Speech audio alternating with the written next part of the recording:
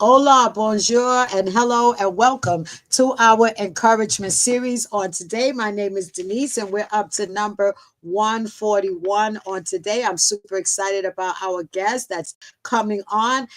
We've had people, electric people from all nationalities, all walks of life, discussing things from their political perspective, which a lot of people need to take a look at. We've also had ministers come on here and minister to you.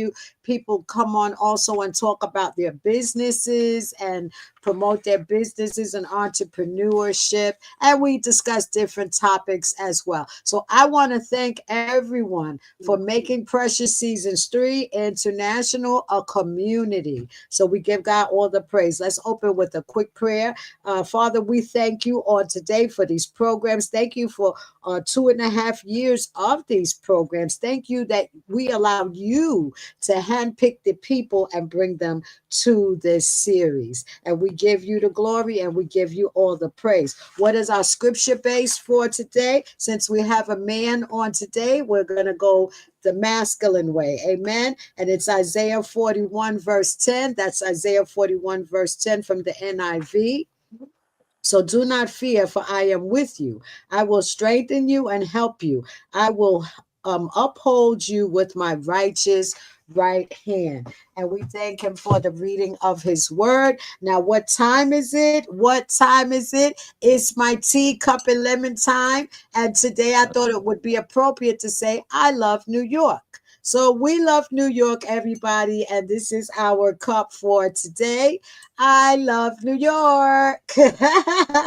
Have a great day, everyone. Okay, I want and like and subscribe to our followers on YouTube. Like and subscribe. It gives me a great pleasure, and I'm humbled to introduce this man.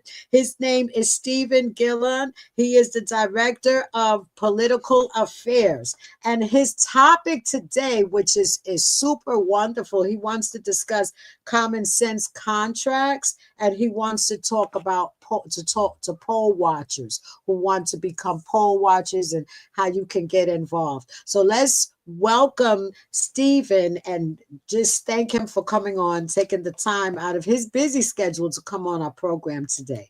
You have the floor, Stephen. Thank you so much. Yeah, thank you for having me. And yes, my name is Steve Gillan. I'm Director of Political Affairs for an organization called Project Civica.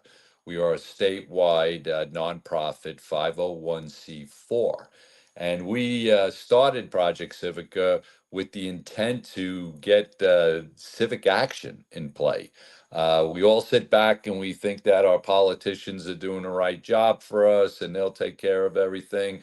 But then again, we all sit around and complain because they don't.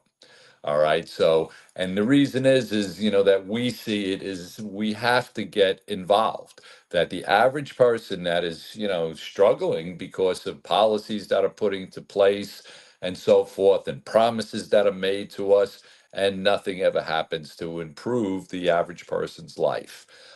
We see that, big time in New York. We have so many policies that are taking place with we only have, one party rule in Albany and in New York City. So it becomes an issue that you really don't have a say in the process. So what at Project Civica, we've been around for, going on 2 years. And we feel we train people to get involved in many different areas. We do a lot as far as just teaching people how the process works, how government works, and what is our responsibility as citizens to actually participate in the process. We can't sit around and complain if we don't do what is our right. I mean, Ben Franklin said it best. He says, when asked the question, what type of government did you give us? He says, it's a republic if you could keep it, ma'am. Unfortunately, in the past, 20, 30 years, we've sort of not participated. The average person doesn't. And there's reasons why. Everybody lives a busy life, and we understand that. However, our republic, we have to fight for it if we're going to keep it as it has been for the last 250 years. So Project Civica, gets involved in a lot. All right. And one of the issues that we're getting in that we're doing right now, one of the initiatives is called the Common Sense Contract with New York City. And basically, what it is, it's seven specific pledges of very important issues to the average person. I don't care if you're Democrat, Republican, conservative, liberal, it doesn't matter. Because we're all living under a system that doesn't really look out for us per se.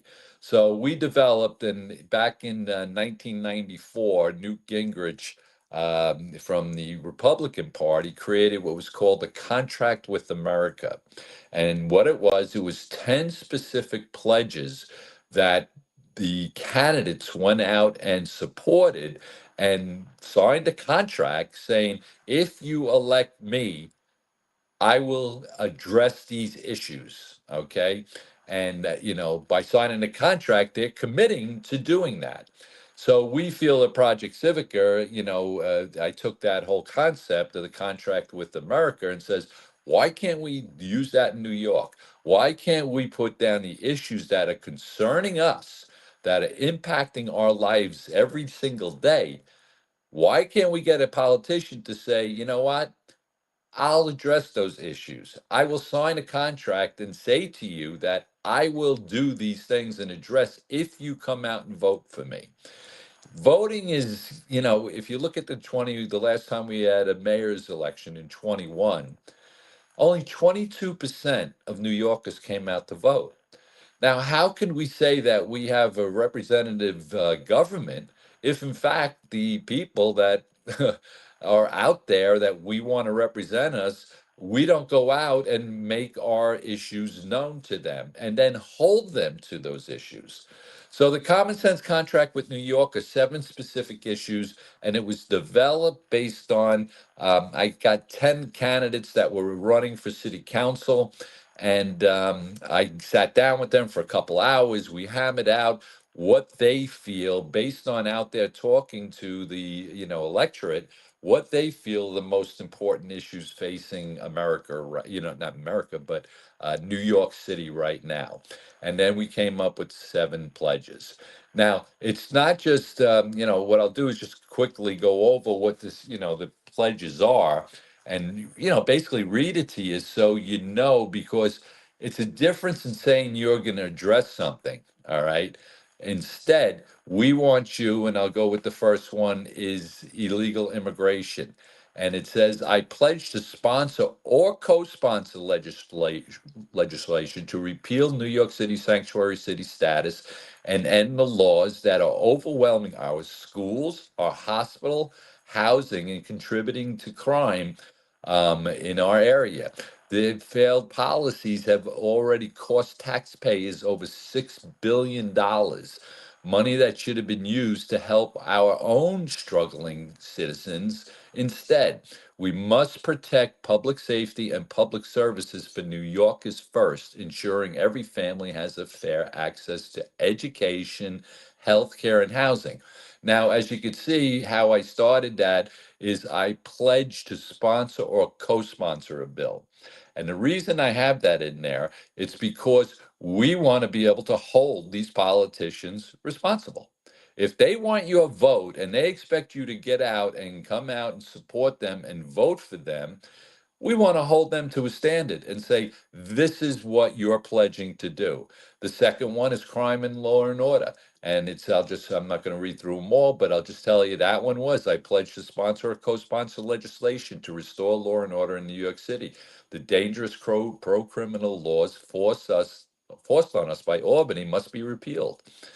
So, we have that. The third one is economic freedom. I pledge to sponsor or co sponsor legislation to roll back burdensome regulations that are holding back economic growth in New York City, especially for small businesses, street vendors, and property owners.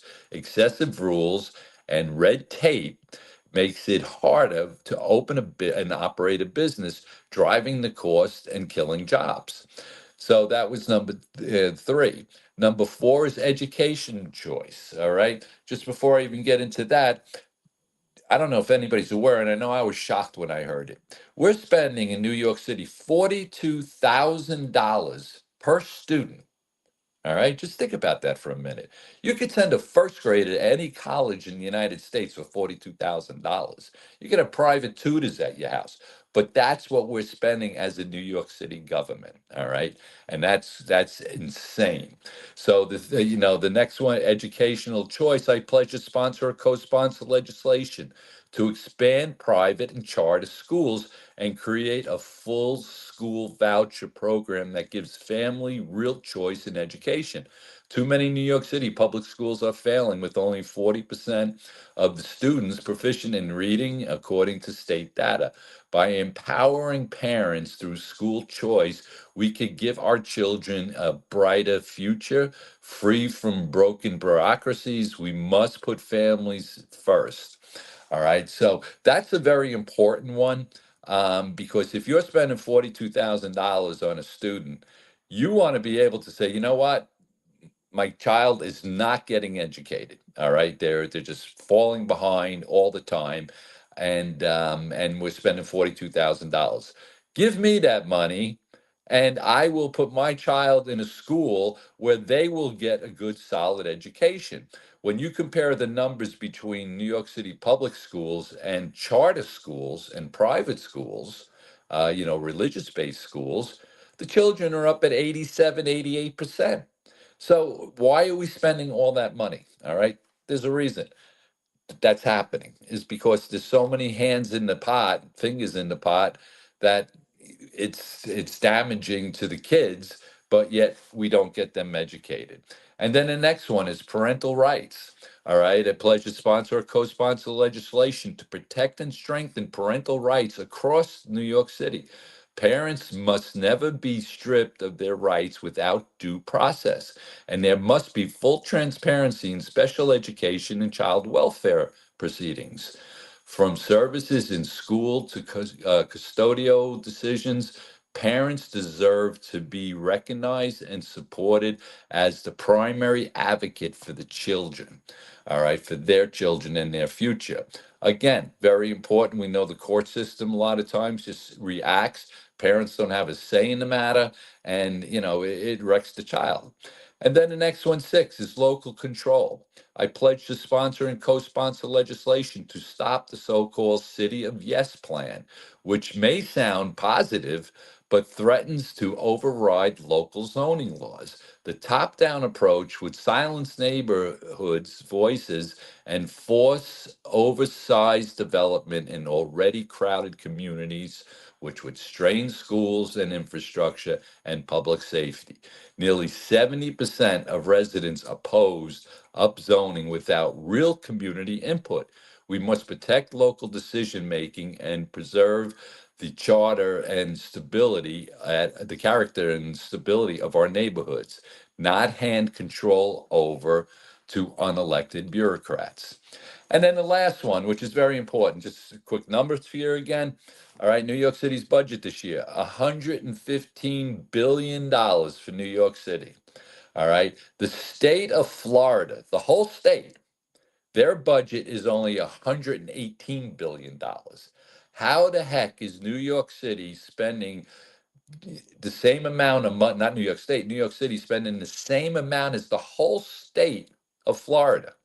All right. New York State budget's even worse. 257 billion.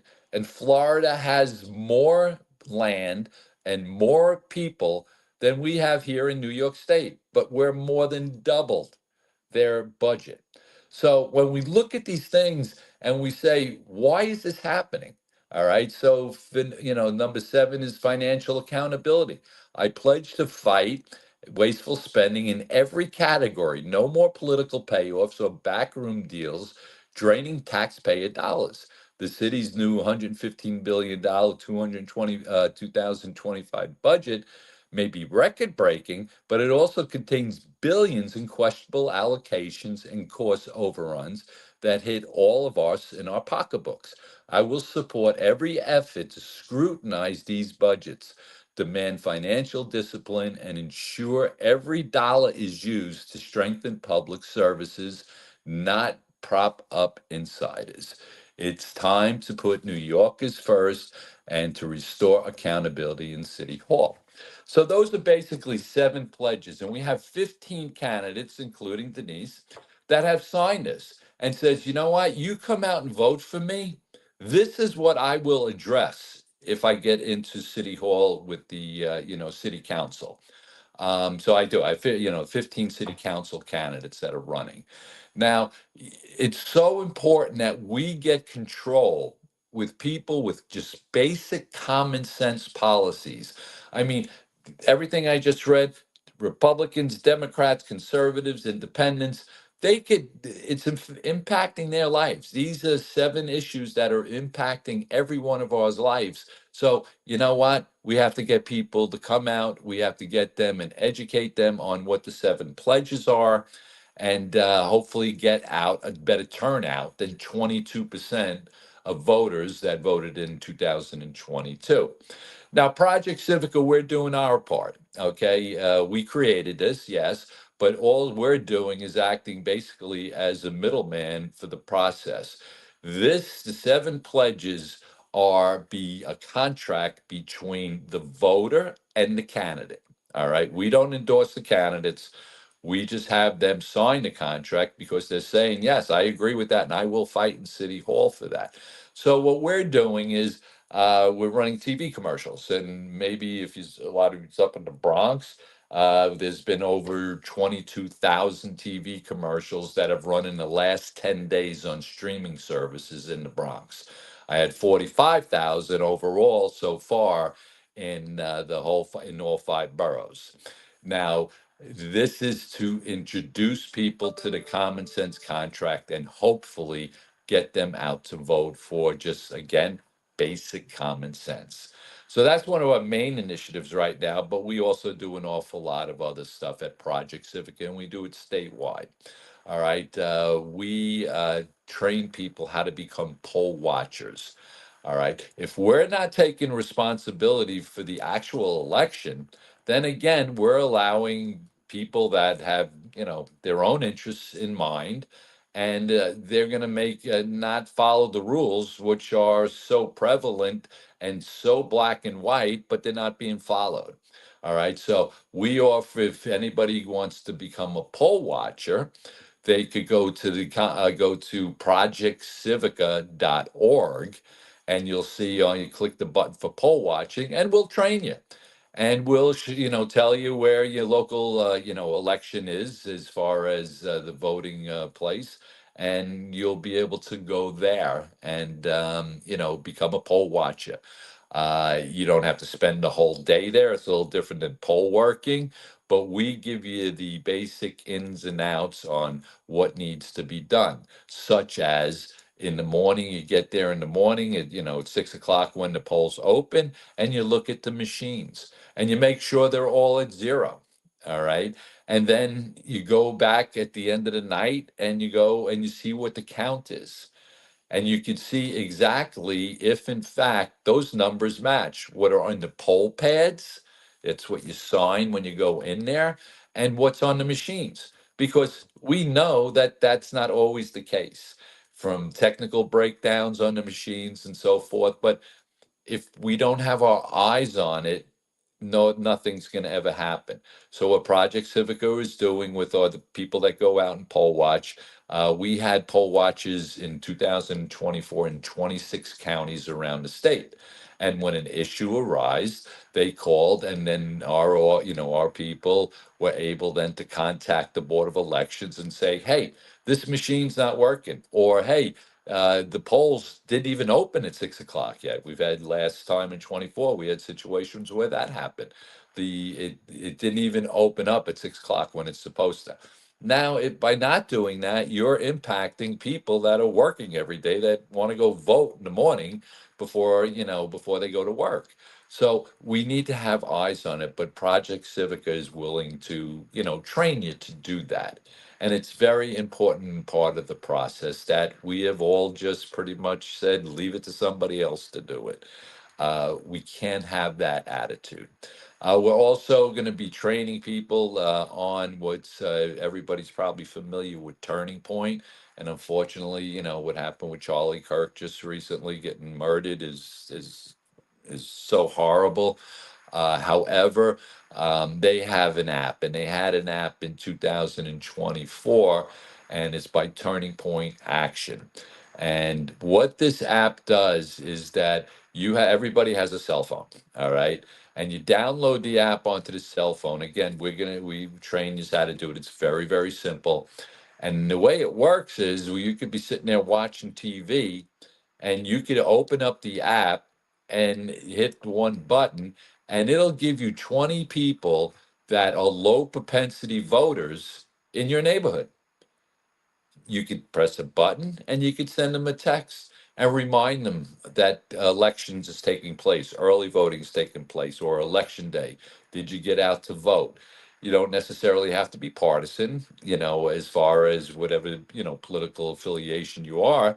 It's getting people involved in the process because we know how important that is. And we know the lack of that has put us in the situation that we are today. And in Project Civica, we also have a research department. And what we do is every month we get the New York State voter rolls, the brand new rolls.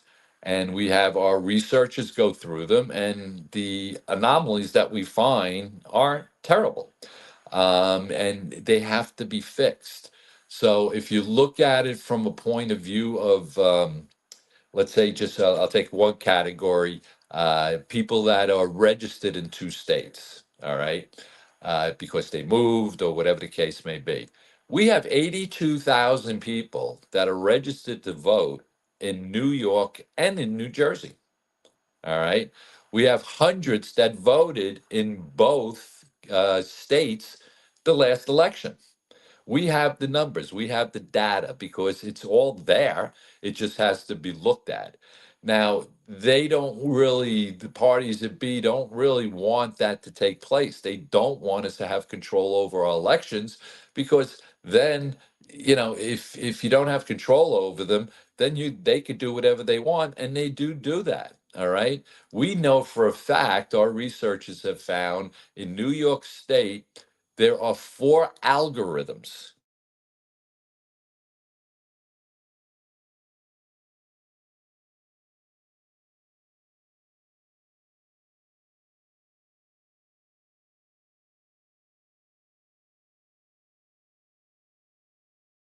Hi everyone. I don't know what happened with Steve and I don't know history. I don't know if it's a problem with his link, but the information that he was sharing today was really phenomenal. And we need to have this information so we can know how to move. So many people tell you what to do, but they don't instruct you and give you the valid information that's needed. So I'm grateful for Steve taking the time to come on here and discuss information that is valid, and also shows you how to go about it, willing to train you, and he's taken the time to let you know. So I think this is a great episode, and for those of you that are absorbing it and soaking it in, this is super great. Okay, let's give Mr. Steve about 60 seconds and see if everything is rectified. All right, thanks. Just hang on a second. Great.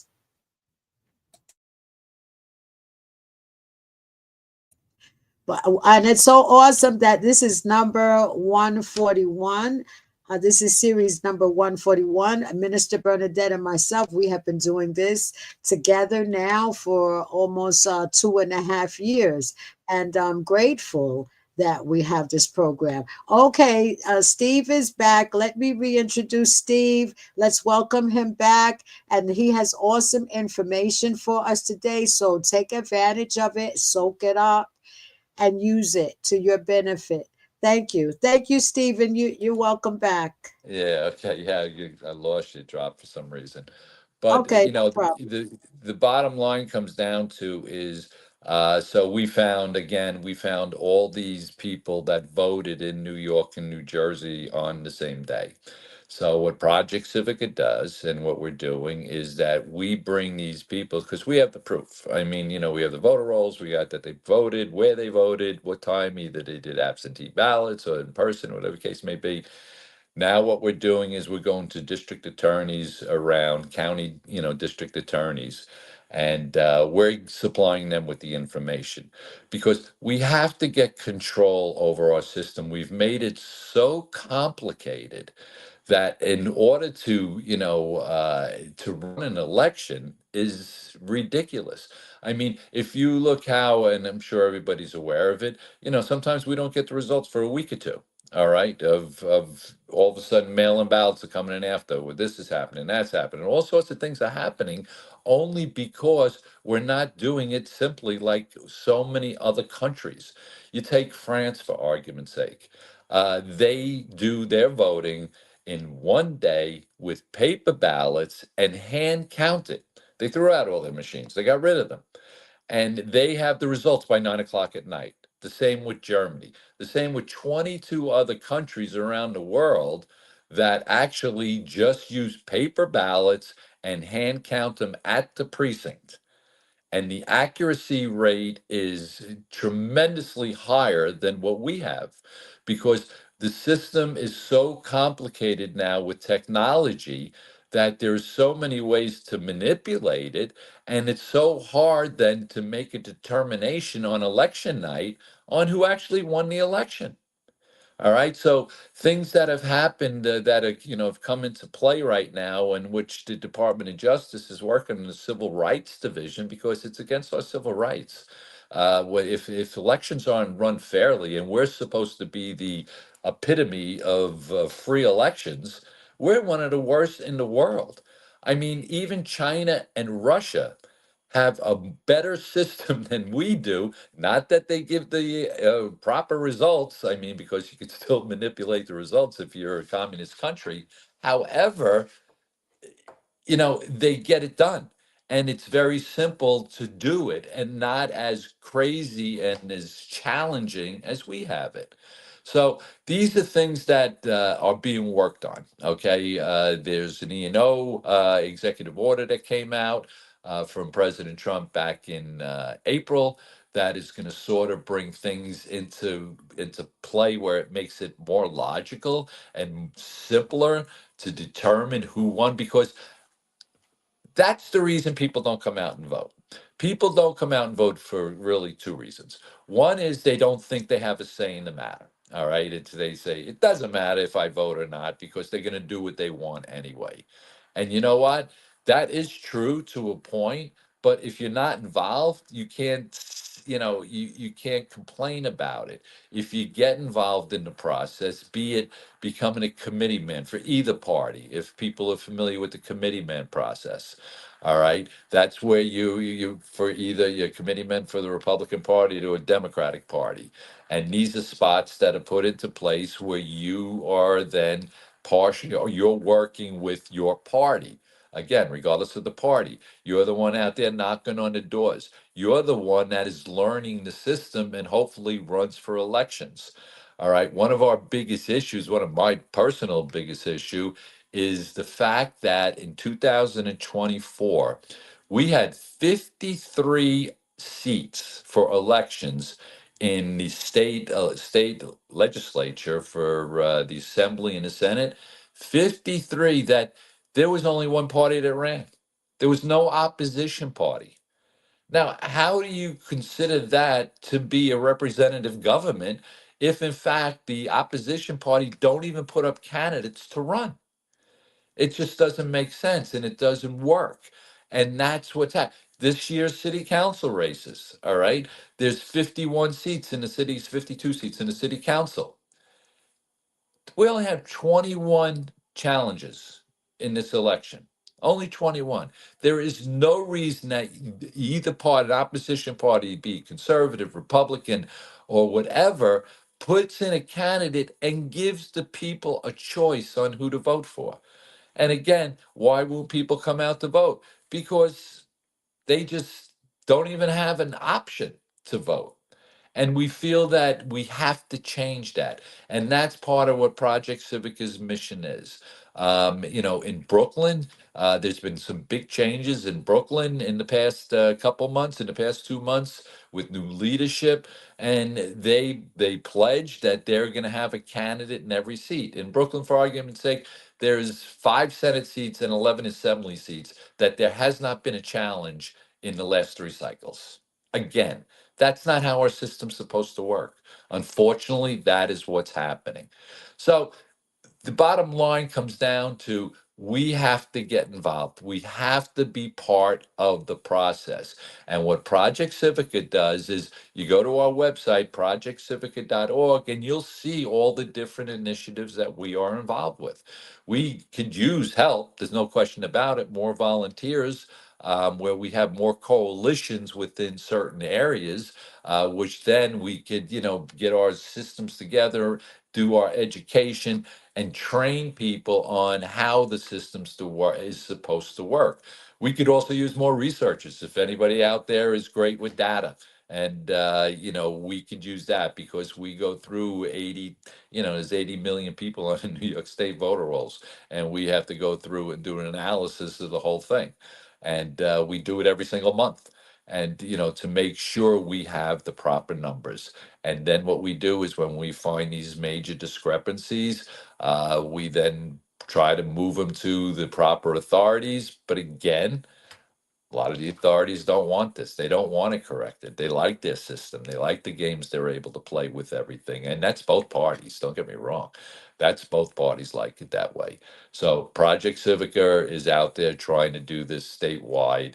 And, we're growing every year. But the more people we get to help and get involved and to train people how to be poll watchers or using that Turning Point app that I spoke about, you'll be able to go on to our website and you'll be able to take the training, and you could be sitting there watching TV at night and just hit the button. I know last year when we used it in 24, I must have did over 180, 190 different people that I sent text to sitting on my living room couch. And what's nice about it is if you go to your children's house or something of that, and they live a town or two over, and you press the app, boom, you're going to get 20 people that are located within the circumference of your cell phone. It's all GPS tracked. And then you can just say, hey, we got the elections coming up, please get involved, and and motivate people to come out and vote. So those are the main issues that we're doing, the main projects that we're doing here. And again, we're a 501c4 nonprofit. Nobody gets paid for doing this work. All the money that's used for all these commercials and everything else we're doing is all money coming out of our pockets. If anybody would like to donate, that'd be great. But if not, we've been financing ourselves for this, and it's only because we have to protect this system for our children.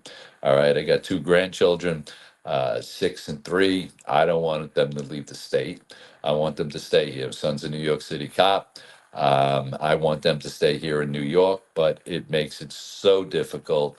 I have two other children that have left the state because of, how you going to buy a house? How are they going to get involved? So if we have to fight for New York, and that's what one of our slogan is, the fight for New York is on.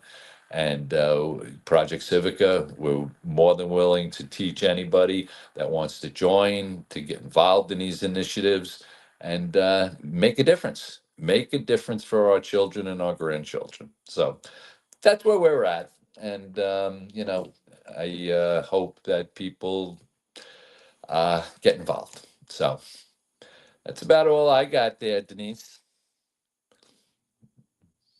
Still This there? was awesome. I wanna thank you so much. Very informative, and I believe a lot of people will watch it and walk away with something, and hopefully take it a step further to roll up their sleeves, do the work, That's right. and get involved. I was blown away when you shared the whole voting process. They do it by paper, like common sense is it so common. I do a TikTok and the name of it is Common Sense is it so common. So we're on the same page, right? So Right. but I was blown away by that. And look at that, the simple process, but it gets the job done. It strips all the negative things that, I mean, if you're gonna fix something, you're gonna fix it, but you don't have all the negative stuff with it. You know what I'm saying? So Right. I think Exactly. that is incredible, and I believe that we should push that and start that back again in the United Yeah, States. we have we train people to do the ballots to sit there and hand count the ballots. We've probably trained 100 people around the state last year. Not that it's gonna be situation that'll jump up and automatically change before 20s, before the 26 elections. However, we want to get people ready to do that work because it's the only logical way to go. The I agree. machines don't work. I mean, just quick, and again, I don't want to take up too much of your time. Take your Um, time. you have these machines that are out there now that are like the biggest machines that are out there. Okay, Suffolk County just paid $34 million for these machines. Now, the machines, according to the E&O from the president's office, is that you cannot count the ballots by using a barcode or a QR code. All right. These new machines that are so much money, they're twice the cost of the regular machines. Now, what they are, they're like ATM machines. So just think about this logically. Right now, when we go to vote, we go there, we sign the poll pad, and they print out a ballot for us. We go to our little privacy booth, and we could take as much time as we want. We sit there and we look at the propositions on the back, and maybe we're not sure who we want to vote for, and we spend some time, which you should do. Spend some time to know what who's running and what these initiatives are on the back as far as ballot positions and so forth. So now what we do currently is we go into our privacy booth and we take our time and we read that stuff and say, okay, I'm going to vote this, this, this, and this. Then we go over to a scanner and somebody puts it in a scanner for you and you're out of there and done. The new system, the new machines that come up are like an ATM machine. So just think about it this way. When you're at a bank or something like that and you go up to an ATM machine, you got to wait to the person in front of you. Now think about the lines, okay? Now what's going to happen, instead of somebody going to their own little privacy booth where you may have 30 or 40 of them in the gym right there, and you got 30 or 40 people taking their time, doing the right thing, reading the information, and then you just go over and you slide it in, boom, boom, and you're gone. Now everybody will be standing in front of a machine trying to decide who they want to vote for, the lines behind them. They used them in Pennsylvania in 2024. They had 7-hour lines, 7 hours to go vote because of using these machines. Now, yet you have counties in New York State and New York City's looking at it where they're going to buy these machines twice the cost, not even considering the E&O order, like I mentioned, that you will not be able to tabulate any election data from a vote using a barcode. So now Suffolk County just spent $34 million on machines that they're not even going to be able to use. Nassau County's looking at them. The city, the five boroughs are looking at them.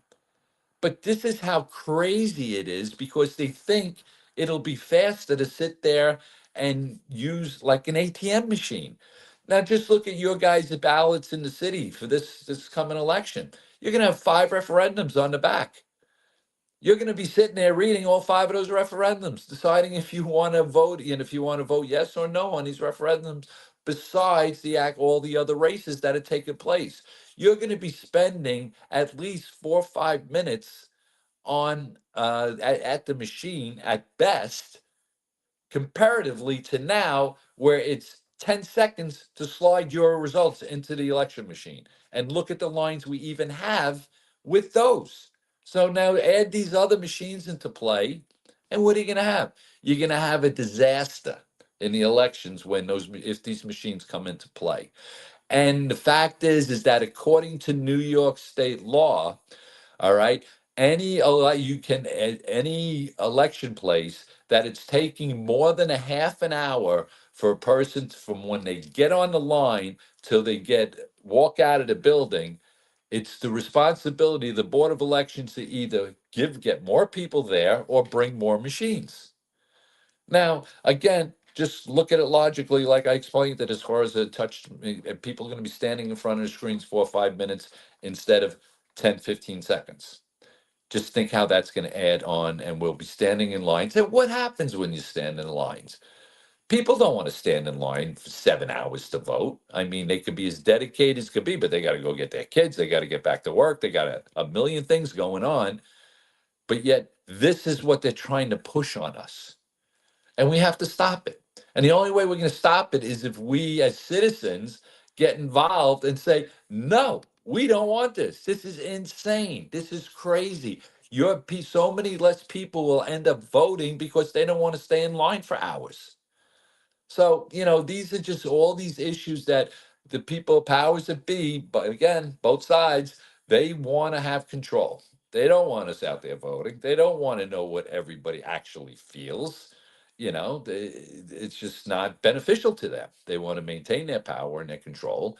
And this is what they do. So, again, I know I jumped off on another issue right there, but, a Project Civica, we're doing what we can, fighting it. We delivered.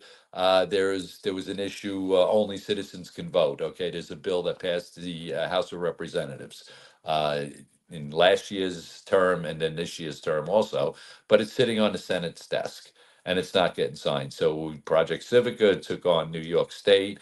It was a national effort, and we were getting signatures to tell the Senate to vote on it. Either way, vote on it. Don't let it sit on the table, but it hasn't been done. But we went down on September 10th, and Project Civica represented in New York, and we dropped thousands of petitions off on Schumer's desk and Hildebrandt's desk and said, this is what we want. We want this to be, because it is the law.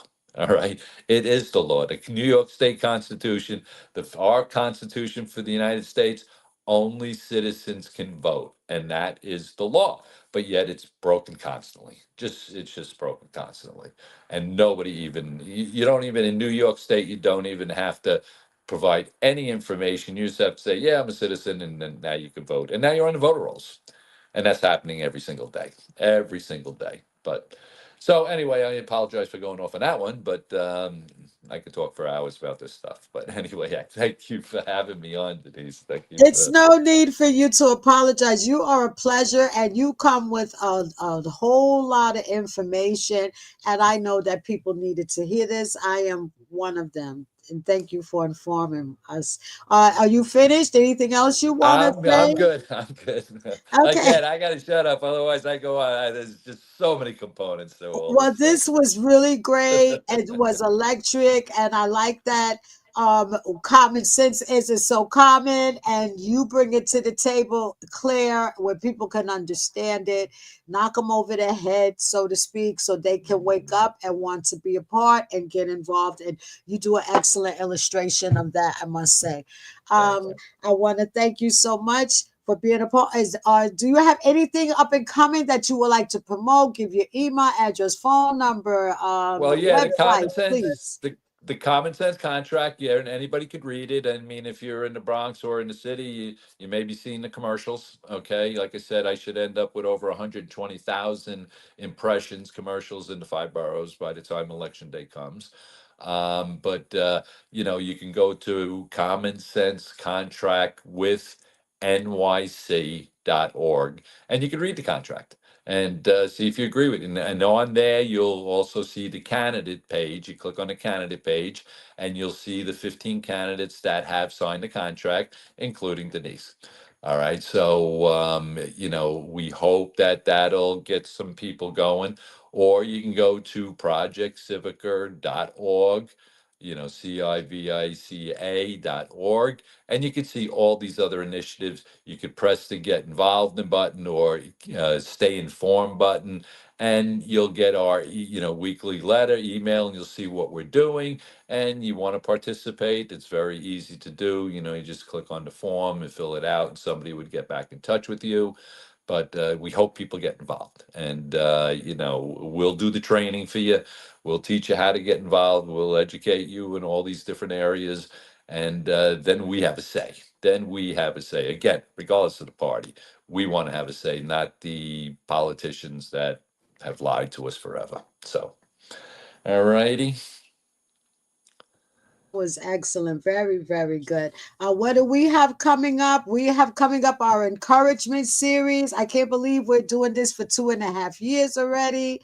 And we have our preach and teach with our ordained leaders that are teaching sound doctrine with 10 to 12 years seasoned, some 50 years in from around the world, mounting the Preach and Teach platform. We're preparing for our 10th annual outreach event, but we're not going to be at Pope Park, even though we've been there for 9 years. We're going to be going to another location, and we have some things going on at the edifice that we use, and I'll keep you informed, and we'll be posting the flyers as we continue to go forward the rest of the year. Thank you for being a part of this program. Thank you for making this Precious Seasons 3 a community. Thank you for enjoying the leaders and the wonderful people that mount this platform and the social media that I run, that God has made it a community. Just thank you for being a part.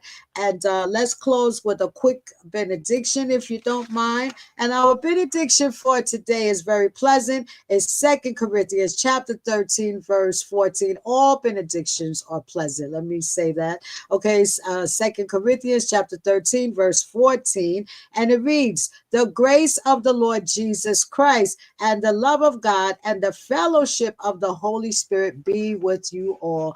Blessings to everyone. Steve, you're a pleasure. Thank you for being a part. I would love to have you on again if that's okay at a later date. We'll discuss it Sure. down the line.